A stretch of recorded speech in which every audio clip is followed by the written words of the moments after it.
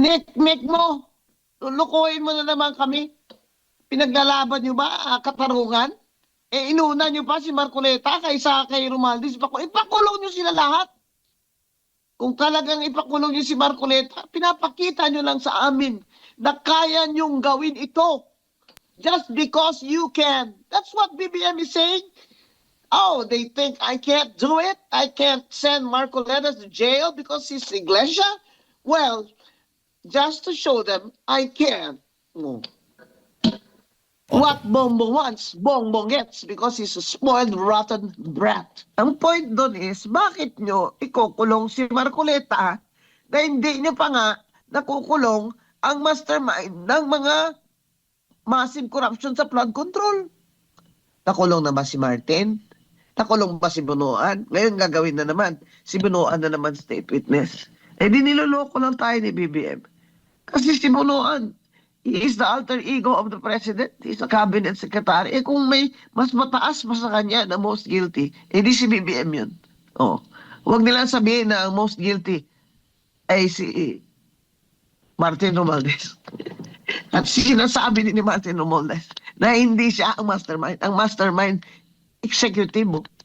Nandun sa Malacanang. Attorney, alam mo, ipinapalutang po ngayon na itong nangyayaring rally dyan po sa EDSA People Power Monument ay wala daw permit. Ito ho ba'y bawal o may legal na basihan para po sa inyo? Ang tinatawag nila ng mga pulis dyan ay lightning rally. Sa akin, ang tawag ko dyan ay civil disobedience. Ibig sabihin, ang hindi na obey sa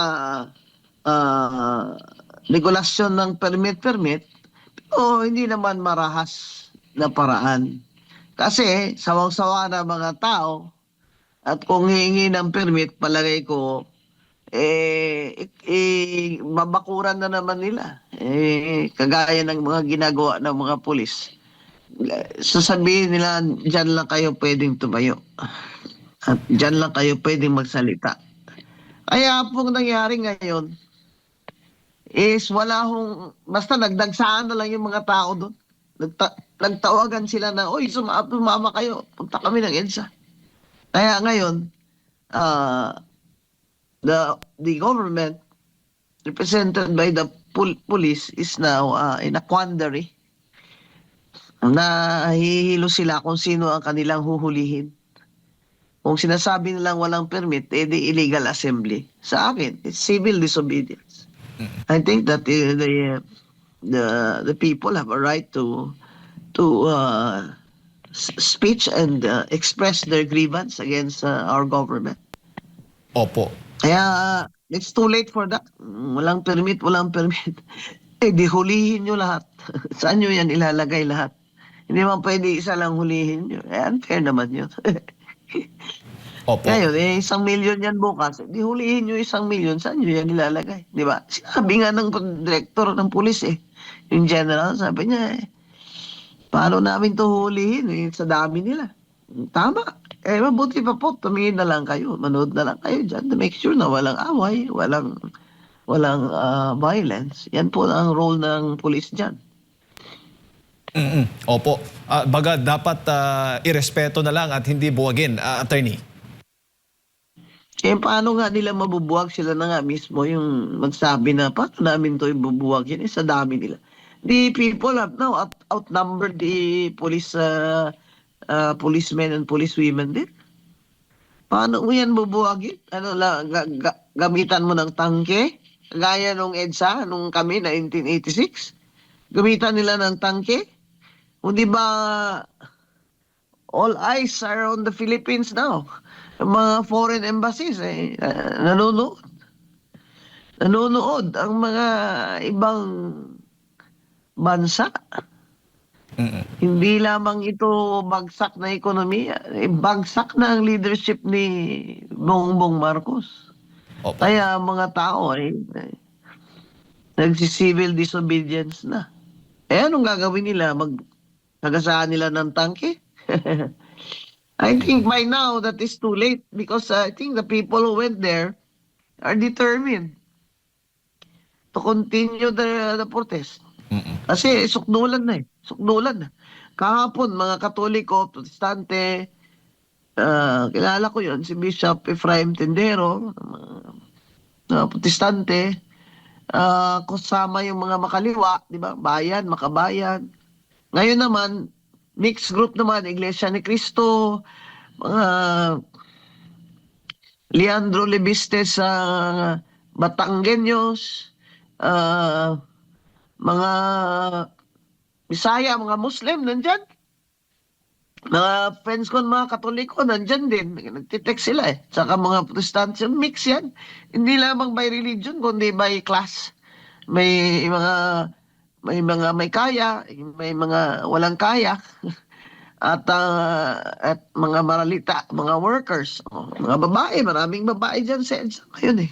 Kaya ano po ang gagawin ng kapulisan? Sagasaan sila ng tangke? In other words, they are now at a loss kung ano ba ito. Tsaka anong gagawin namin dito? Eh, di si BBM na sumagot sila. Siya naman ang commander-in-chief.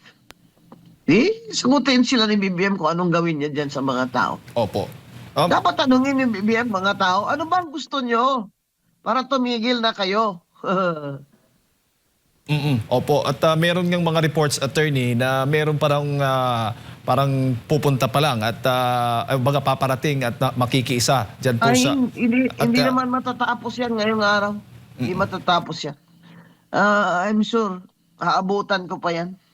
Kasi nakaalipad na ako eh, nung nakita ko yung text eh. Nung mga 2 o'clock in the morning eh, palipad na ako sa airport eh. Alanganin na, kaya hindi nyo ako nakikita dyan. Opo. Kaya sa akin, dapat tanungin ni BBM, ano ang gusto nyo? Ano po ang gusto nyo? Kasi BBM, paano ka naman makakatulong dito ng mahimbing? Yung mga tao nasa kalye na, sisigaw na sila, gutom na kami. Sawa na kami sa iyo. Wasak na ekonomiya. Walang trabaho. Tapos lahat pa ng oposisyon, sinisikil mo. Papreso mo.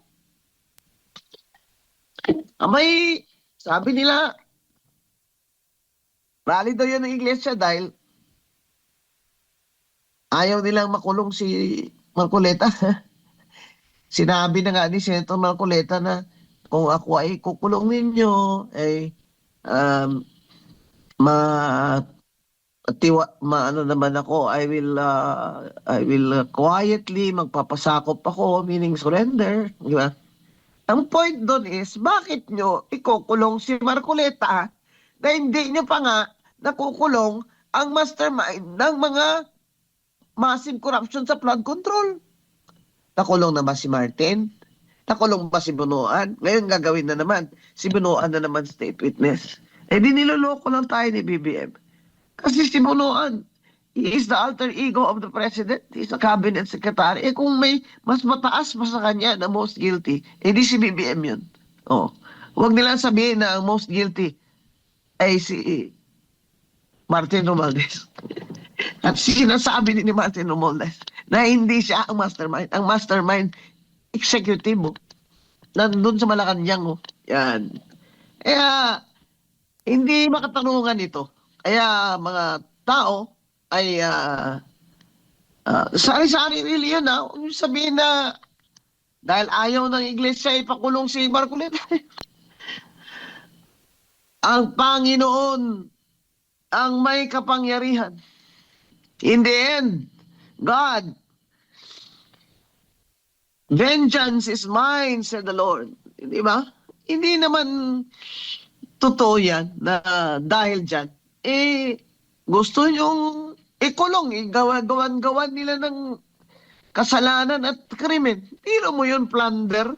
Walang public funds involved, plunder. Ang plunder, ang element doon ay ill-gotten wealth. Kunyari, kumuha siya ng commission, tumanggap siya ng commission sa isang kontrata na more than 50 million, hindi plunder. O kaya kickback. Mga kickback ninyo dyan sa flood control funds na billion-billion, ang sabi ni Saldico, ang kickback ni BBM ay 25 billion. Yun ang plunder. BBM is liable for plunder according to Saldico.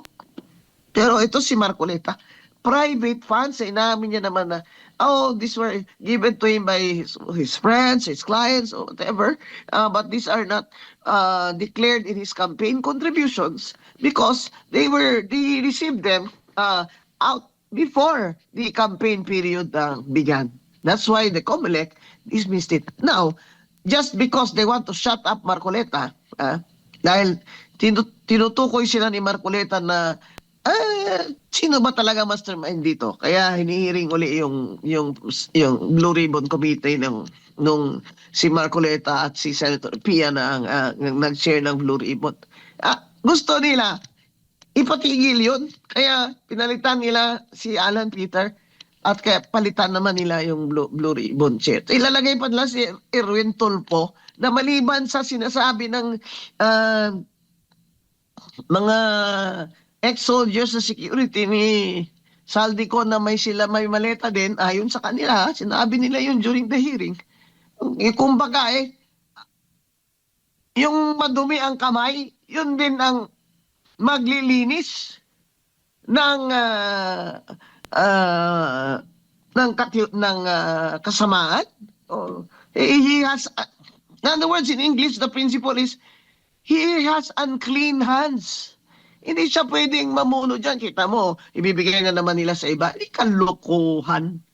Kalokohan. Ngayon lang ako nakakita ng senador na mga ganito. Hindi mo na masambit ang tamang description sa mga ito, pero napaka-inutil na mga ito. Anong klaseng demokrasya na ito? Kaya yan ang sinasabi ng mga tao. Anong klaseng demokrasya ito? Na sinisikil mo, BBM, ang mga oposisyon, ginagawa-gawa nyo na krimen na hindi naman, grabe kayo. Walang public funds. Ill-gotten. Pag kahit sabihin nyo na, hindi niya dideclare sa salin niya, pero inamin niya na nakareceive siya ng ganun na contributions. Ill-gotten ba yun? Kasi in preparation yun for these elections. Ill-gotten ba yun? Hindi naman yun public funds, hindi naman yun kickback, hindi naman yun nakuha niya in the performance of his duties. Abay, ginagago nyo na lang kami mga abogado eh. Yung mga, kayo na lang dyan ang nag-i-interpret sa gusto niya eh. Maawa naman kayo. Maawa na kayo sa Pilipinas. Sa akin eh, hanggang saan po ba ito? Hanggang kailan ba ito na ganito ang gagawin ni BBM sa ating administration na sa atin at gagamitin ng Office of the Ombudsman para sa kagustuhan ni BBM? Hanggang kailan po ba ito? Maawa naman kayo sa mga Pilipino, walang trabaho. 2.4 million walang trabaho. Unemployed 15 million. Growth rate ng ekonomiya 2.8 million. Ang utang ay 5.9 trillion. Bawat Pilipino ngayon, kahit sanggol, ay may utang na 165 million. Abay, o 165,000. Abay, hanggang saan mo ba kami, BBM, ilulugmok sa kahirapan? Hanggang saan ba ang pagsisiil mo sa oposisyon? Ganito rin ang ginawa ni Ferdinand Marcos Sr. Kaya after so many years, grabing struggle yun. Nagpa-snap election siya dahil na-pressure siya. Talo pa rin kami sa snap election. Dahil siyempre, dinaya niya naman kami ni Cory.